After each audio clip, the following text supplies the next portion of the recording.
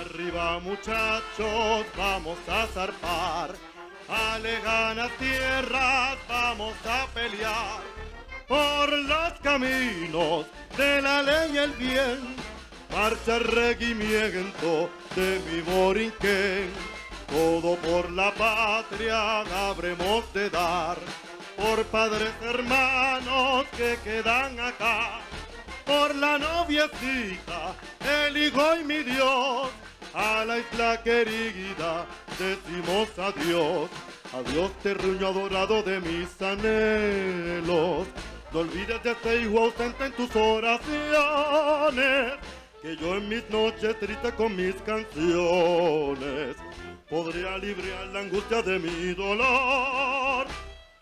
Gane o pierda siempre, lucha con valor. Nuestro regimiento se cubrió de honor. En 1000 batallas, 100 batallas, 100. Siempre cara al viento, marcha el regimiento de mi Borinquen, de mi Borinquen.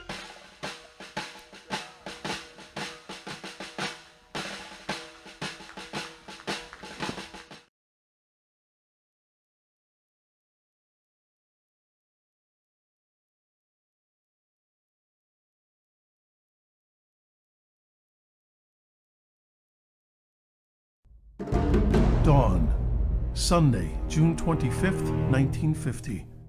Soldiers of the North Korean People's Army, aided by a barrage of artillery, crossed the 38th parallel. Escalating tensions between North and South were now plunging the Korean peninsula into all-out war. Within days, the South Korean capital of Seoul was captured. The invasion caught the United States off guard. Obligated to its fledgling ally in the South, the U.S. hastily regrouped, preparing to send a force to meet the onslaught from the North.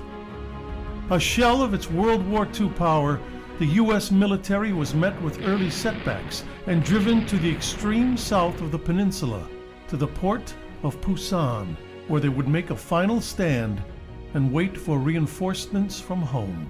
Among those reinforcements were men of the 65th Infantry Regiment from Puerto Rico, known as the Barranquilleros, in tribute to the island's native name. The Puerto Rican unit had participated in the First and Second World Wars, but had never been truly tested in battle. The men were immediately pressed into action, attached to the Army's 3rd Infantry Division, and taking part in the breakout from Pusan and drive north. Following General Douglas MacArthur's daring invasion behind enemy lines at Incheon, the North Korean assault disintegrated and Seoul was recaptured. The momentum turned and the Allied forces pushing north, victory appeared within sight. But hopes of victory soon met cold reality in December 1950 in a remote part of North Korea near Chosin Reservoir.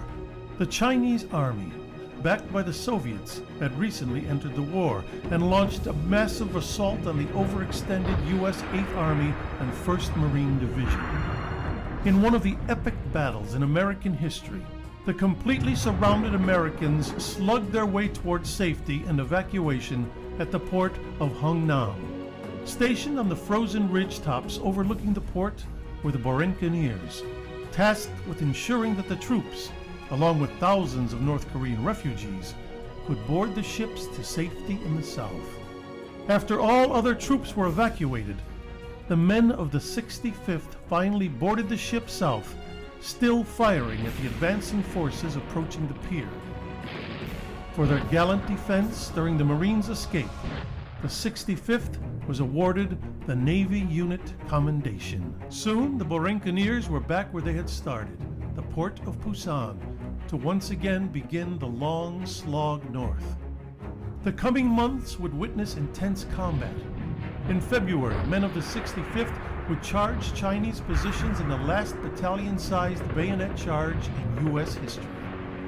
In April, when the 65th came under heavy attack, Master Sergeant Juan Negron single-handedly held off the onslaught for hours, despite being wounded, until a counterattack could be organized. Originally given the Distinguished Service Cross, Negron would eventually be posthumously awarded the Medal of Honor on March 18, 2014. The 65th would continue to see combat throughout the Korean War, and after decades of honorable service, was desegregated in March 1953. Following the intense Battle of Outpost Harry, the men of the 65th returned home and the unit was deactivated. Nearly 600 men had been killed and 2,100 wounded, making the Korean War the bloodiest conflict in Puerto Rican history. Like the legendary Tuskegee Airmen and Navajo Code Talkers, The Borinqueniers proved through countless acts of valor that Latin Americans were just as able as their fellow soldiers across the U.S. Army. Their legacy of service, most notably cemented on the battlefields of Korea, was finally recognized in 2014 when Congress voted and President Obama signed the law awarding them the Congressional Gold Medal. Please welcome veterans of the 65th Infantry Regiment from the Korean War, the Borinqueniers.